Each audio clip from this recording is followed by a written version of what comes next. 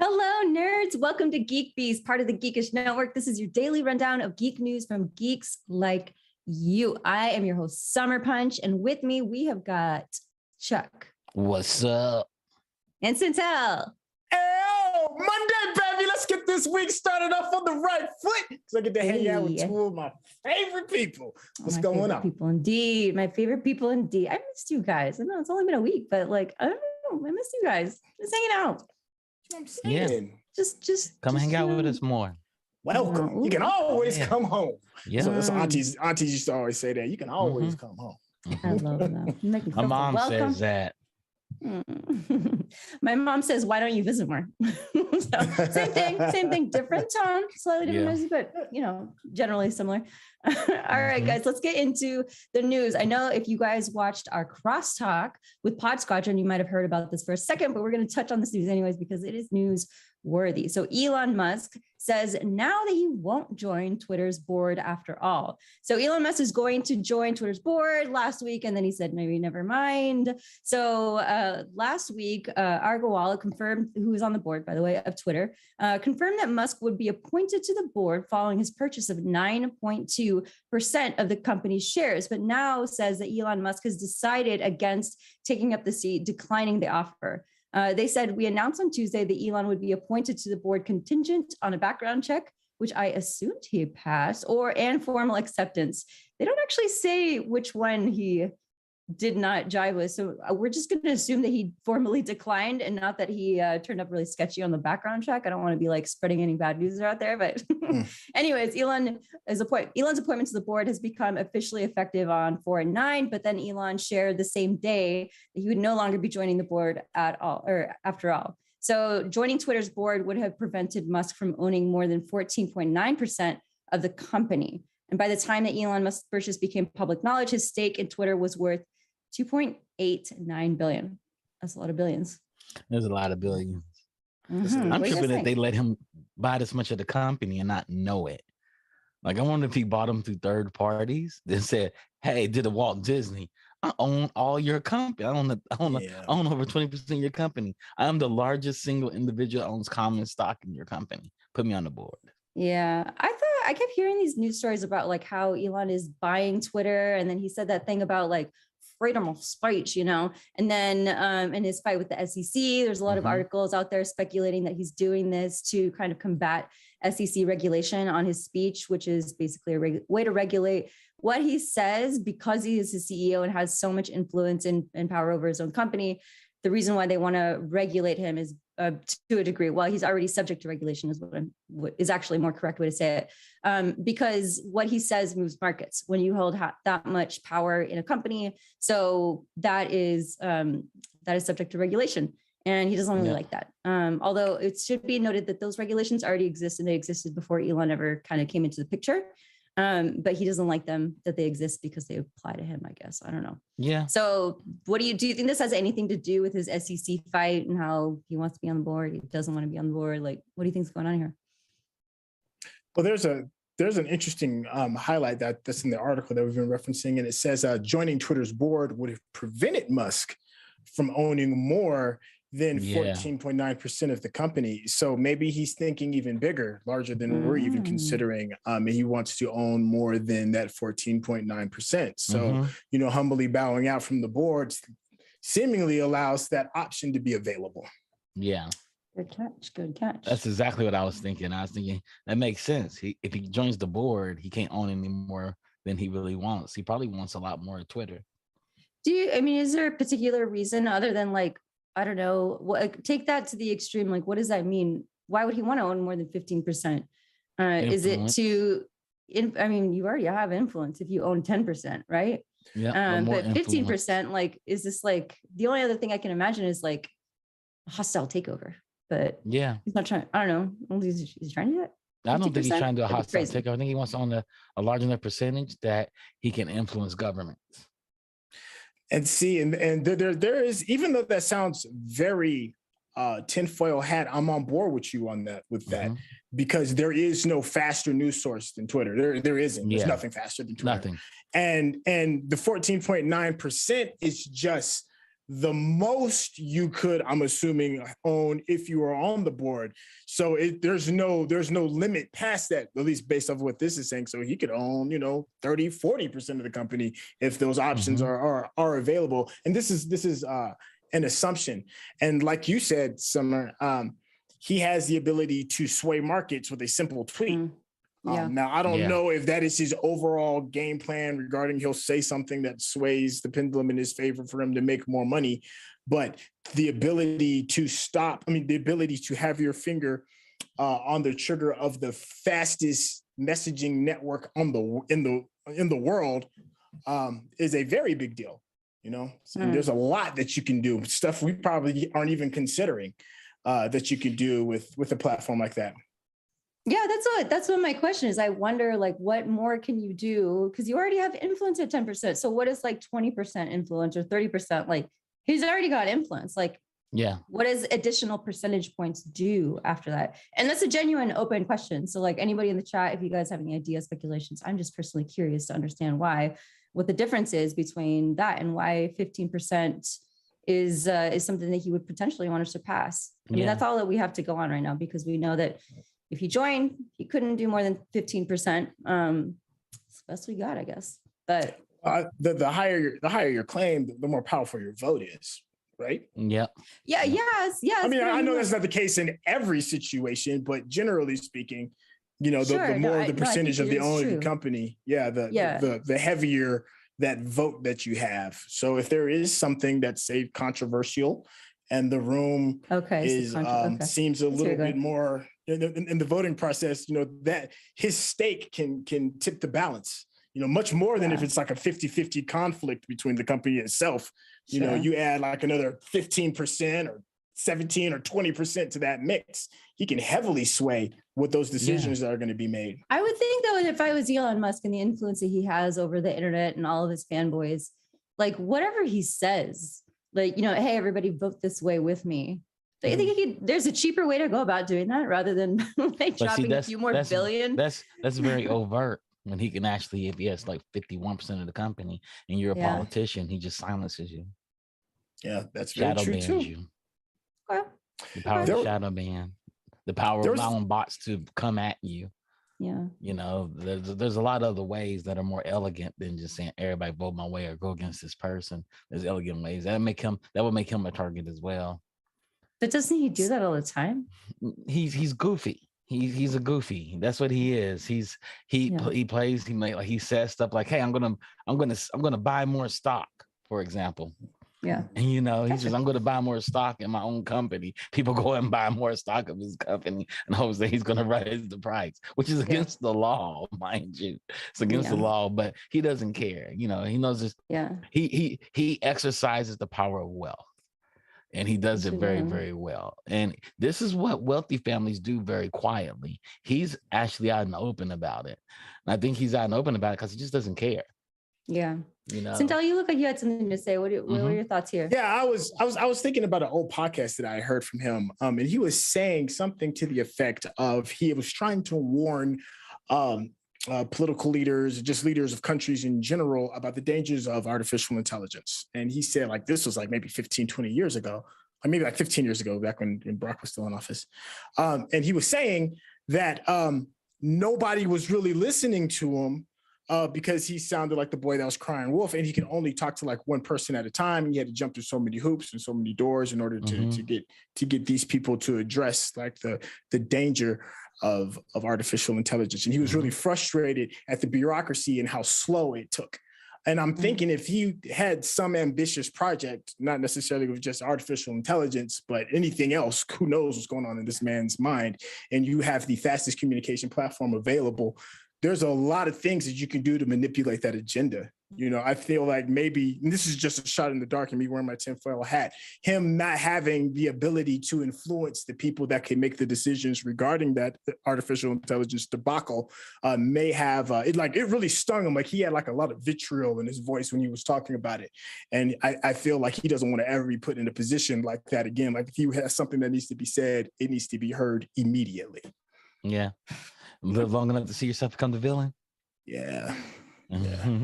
Just like Elon Musk be like, nobody listens to me. Shut the fuck Yeah.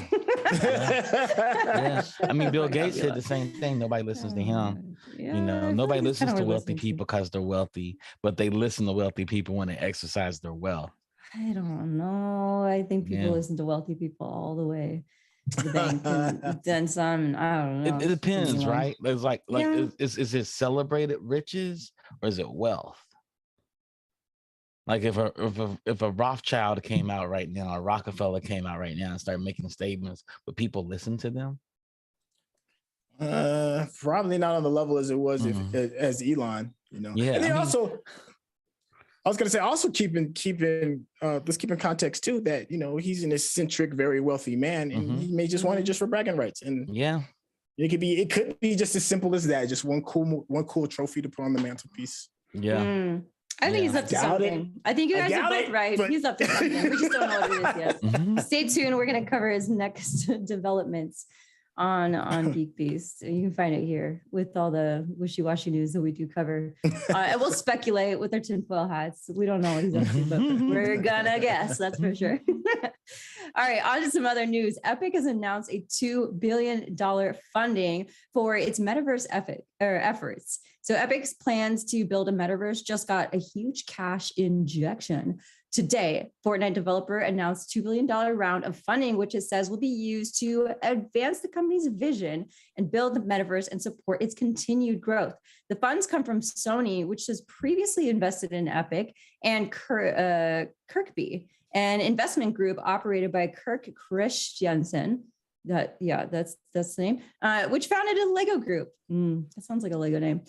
Just last week, Epic and Lego announced a partnership to build a family-friendly take on the metaverse through though a little in the way of concrete details. So according to the press release, both Sony and Kirkby invested $1 billion each, I guess, as part of the most recent funding round.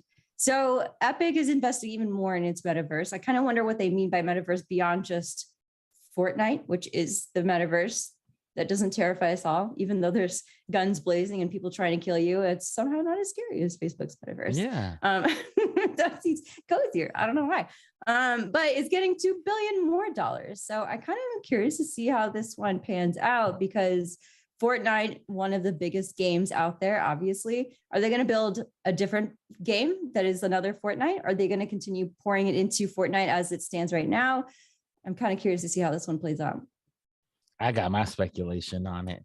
What is it? There was a game online called Lego World, and I think that's what they're going to rebuild. They're going to rebuild it in Unreal Engine. Fortnite proves you have all the places, and it's a fun game.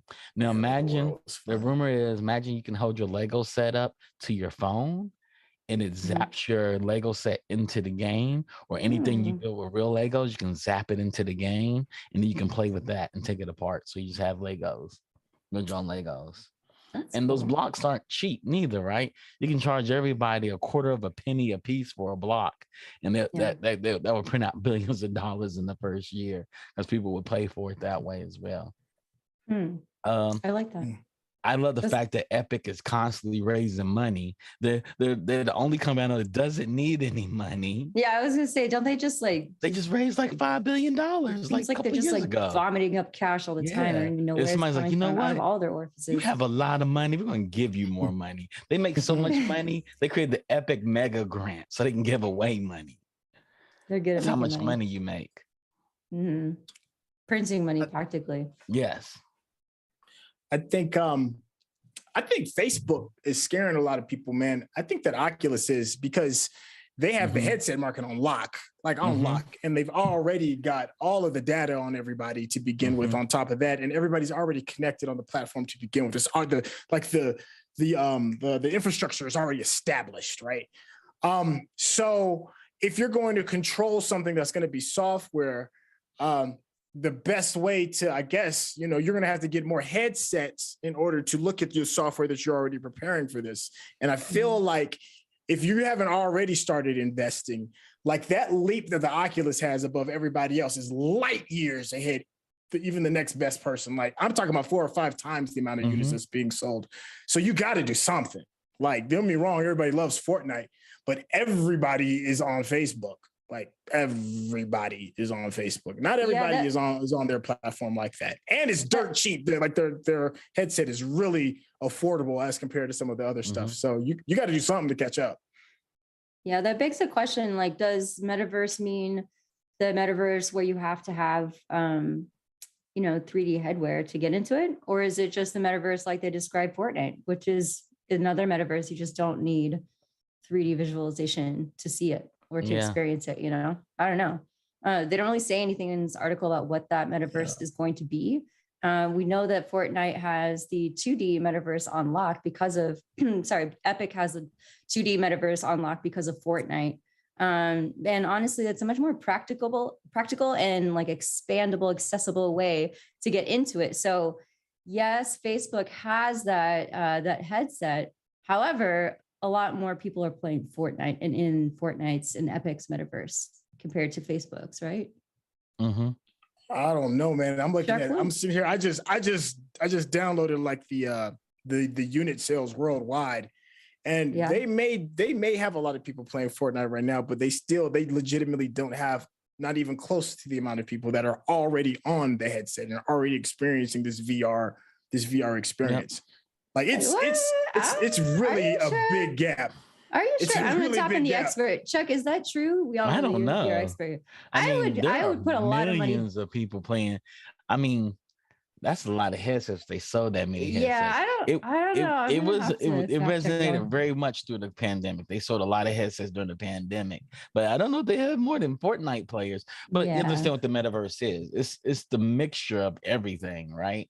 It is. There's a couple of layers to it, right? There's the layer of you go all digital, is being in it, but also a mixture of characters and environments and things like it's just the internet mixed together. Yeah. So it's kind of what Ready Player One did present. They did present that in the film really well. Of you can have the DeLorean with a Gundam in the same place at the same time. And then there is the metaverse where you take your physical assets in your real world and they interface with your digital world. Now, Fortnite is the closest with that, though. Mm-hmm. They have it. Go ahead. No, I was just gonna say just real quick. I wasn't saying that there's more Oculus users than there are people that play than there are people that play Fortnite. It's just there's already that many more people that's already on an established platform already. It's like 1 million plus people that's already on Oculus. It's like easily 1 million plus. Yeah. So I mean, Facebook is the largest platform on planet Earth. It's the largest continent. Yeah. You know, the problem is they don't have any young kids on it. They die. We're the boomers of Facebook. Yeah, we're the ones that are going to die. That's their problem, right? And kids are on Fortnite and on Minecraft, and they do age out of that. I'm surprised that Microsoft hasn't taken the leap and made Minecraft online and made it huge. I know. I'm surprised they haven't made that leap yet, but they may be, because people care to forget. Microsoft was the first ones that had actually physical body movement put into a video game system very, very well with the Kinect. I liked the Kinect. I did too. I liked it too. I did too. I liked that. I thought that was a good system. People were like, "It's watching me." It's like, guys, they've been watching me for a while through your data. It's much the same thing that people's like showing you. Like, I don't want to have Alexa in my house that's listening. Then I hold up the cell phone. I said, it's a phone. Its job is to listen. Yeah. I know. People are they focus on the wrong things. But I will say though, at the time when Kinect came out, which was I don't know how long years ago, like 10 years ago, maybe a little bit less. Than that. Was it? Okay. Either way, it was last gen of the console generation. And yes, there was a lot of tracking back then. But people just didn't know quite how widespread the tracking was on our phones. But such a quaint time. How cute. Yeah. Don't watch me connect. Oh God. Those were the days. All right. So on to some other gaming related news. So the Chinese government has approved their first new game release since last July. So this is kind of a big deal because the Chinese government has to approve games that are released in China. And they haven't approved a game in a long time. And they actually said, I think earlier this year, that they were probably not going to approve any games this year. So that actually has a huge impact on the gaming industry, gaming market, because China is a massive fucking market. And it's also a very closed off market too. So the China's National Press and Public Administration is approving a new game releases in China for the first time in 9 months. This follows a year long of the Chinese government tightening regulations on its video game industry, branding the medium as a spiritual opium. Fuck yeah, that sounds great. Wow. And pushing for late night curfews for younger players. So according to records, the first games to receive new approval include Bandai Games XD's Party Star. I don't even know what. Okay, as well as titles from iDream Sky, 37 Games, Yuzu Games, and beyond. So Tencent and NetEase, two of China's larger game publishers, were absent from the list. That's crazy. I know. That's what I was going to say. That's interesting right there. So both companies did see their stock prices jump upward on Monday morning, though, as news of the approval spread. So while this recent round of regulatory push coincided with a number of concurrent cultural and regulatory reforms in the Chinese government, the approval freeze appears to be a recurring pattern for China at this point. It froze approvals in 2018 and then again in 2019, and then before pivoting over to arguments about game addiction in 2020. And just if you're not familiar with that subject right there, Chinese government has regulated the amount of time that kids play video games by having like socially linked and connected accounts that like are tracked to actual real individuals, not just like, you know, fake accounts that you can make up. And they're, I think they're limited to like, I don't exactly know. I want to say 45 minutes or maybe like 3 hours a night. And then there's like facial recognition software where they can see like, are you actually playing, or is this your grandma's account and you're playing it and this face doesn't look like your grandma, you know? So there's like a lot going on with China and gaming right now. But apparently they've just eased the restrictions just a tiny bit so that some more companies can get into industry and on the markets. So this is actually pretty big news. What do you think, Chuck and Satel? I'm pretty sure those games are probably like chocked full of propaganda. I don't doubt that, because if China's going to be like, yeah, this is cool, I'm sure it's going to abide by the guidelines that the government wants set for their people. It's interesting to see how this country is handling information. You know, the great firewall of China is a very real thing. You know, Twitter ain't touching it over there. Facebook ain't going over there. Like certain things that they can dictate the news and the information that is going to the adults and the kids. And one of the greatest pieces of the greatest attention grabbers in our culture is video games. There's a reason why it's like one of the largest industries in the world right now. And China is getting ahead of it.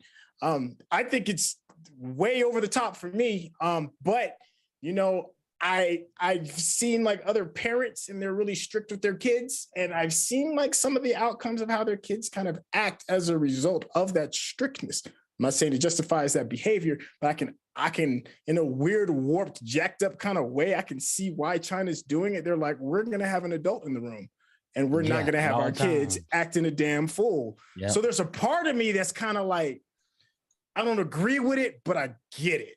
I do understand why they're doing what they're doing. I just wouldn't do it. You know what bothers me the most about this? They didn't show Game Science's game approved. Game Science is a studio that came out of their animation studio house normally, and they came out with the Journey to the West, the Black Myth, Wukong, where they had what's his name that plays the monkey king. And that game looks amazing. Every time they drop a demo, everybody's like, wow. Oh, that one? Yeah, that one looks sick. What's happening with that game? I saw that and it was like, oh, they're a Chinese company. Yeah. So are we going to get this game? Let us play the game. Let us play the game. I'll play the fucking game. I hope they approve that one soon. I mean, the game looks amazing. The combat and it's apparently okay. It's apparently like based on Chinese lore, right? Yeah. This is like a real like legend. That's fucking cool. Why are legends that cool? I want some American legends that are just like, you know, people turn it into monkeys and some, I don't know. Yeah, some whatever. Cool it legends, sounds cool and I want it. We don't have any of that. We don't have fucking blue buffaloes or some weird shit like that. I don't even understand that story. Yeah. And then somebody dying of exhaustion. Like, isn't that the same story? You guys know what I'm talking about, right? The blue buffalo. Like a man. You mean Paul Bunyan? Like, yeah, Paul Bunyan. Paul Bunyan, yeah. Yeah, blue wasn't there a blue buffalo? Yeah. With him, the blue ox. It was a blue ox. Blue ox. It was Babe the blue ox. Yeah. Well, Wow. what The was the fact story you with still him? remember Like, that. he was basically better than the machine, right? Yeah. Yeah. That's and then John Henry. all I remember from that, all I remember Yeah. for that is that he died of exhaustion. And it's That's like, John well, Henry. I think you're mixing up both for the vocal. Am I? See, this is- Well, they're Yeah. both loosely based on one another, right? I think Yeah. Paul Bunyan is loosely based on John Henry. John is Henry. that a real story that, Yeah. that the myth was based The on? black guy that hammered through the wall, hammered through a mountain and died of exhaustion. You know, as a kid, I was like, that's not a story of great. I mean, that, don't get me wrong, that man is obviously very impressive. But all I remember from that story, even as a child, was like, damn, they really overworked this guy. And like the machines are taking his job when he's clearly very talented. You know, and then back he died. then they were So telling us nobody, machines the are humans taking are all not the winning this jobs. story. Even back then they were saying the machines are taking all the Yeah, jobs. they're taking our jobs. Jobs. Give the blue ox the fucking job, and the man, you know. Oh man, I know it, right? Let him have a Right. job where it doesn't kill him. That's all I'm saying. Right. You That's know? what we want. The job that doesn't kill you. He was exhausted. Them damn Bunyan boys taking all our work. Yeah. Taking our jobs. Somebody give that man a raise. Somebody give that man a raise. We don't want no blue oxes around here. Oh, it's so I sad. don't know how we got here, but if you have any actual fun like American myth legends that don't result in like black men dying of exhaustion, I would love to hear them in the chat, you know, like because our stories aren't fun. That's not a fun story. Even as a child, I was like, this is dark. This is dark. I mean, we got Paul Revere, right? Like, yeah, Paul Revere. We should have Paul Revere, yeah. Monster Killer. That one was a good one. I like that'd Paul be a good Revere. game that people buy in that game. Paul Revere, Monster Killer. Sure. Paul Yeah, Paul Revere, Monster Revere. Killer. Because Paul Revere, although snitch has a bad connotation, he was like the original snitch, but the one that you want on your side, right? Like he's like, the British are coming. Run the fuck away, or hide your kids, hide your wife, get your swords, get your knife. The British are coming. Yeah, he was that guy. We like Paul Revere. We like fuck the British. Yeah. Sorry, you guys are cool now, but you know, there was a long time where we got. I don't understand how Paul Revere is not the model, right? You know, black people see trouble coming, we take off running. Yeah. A lot of my white friends want to go investigate that stuff. What's going on over there? Let's go check it out. Get your fucking flashlight. Let's go. Fucking Scooby-Doo over there. Oh, it's the British. Yeah, that's Scooby-Doo. Only white people in that crew. They do. They're tough people, boy. They're tough people. They go investigate. We're gonna go investigate. Everybody else is like, I'm getting the hell up out of here. I love that. That's where the caucasity comes in handy. Like, let them investigate. Yeah, that's fine. Do it. Go check it out. Go check it out. You got it, Josh. Go for it. That's something. Rodney said something very interesting. He's like, our comic book characters are mythology. Yeah, they are. Okay. They are. 100 years from now, people are going to grow up to want to be like, Cyclops. Can you believe Cyclops used to roam the earth and he used to pull up his shades and blow people out with his eyeball? 1,000 years from now, people are going to actually believe that's real. Yeah. I just wonder, like, does his glasses like ricochet the lasers back into his eyes or in his skin? I don't know. Can he like zap himself? I feel like these questions are answered because I'm sure I'm not the first person to ask them, but like, yeah, I'm pretty sure it's been answered, but we have to have an Encyclopedia of Marvel to figure that out.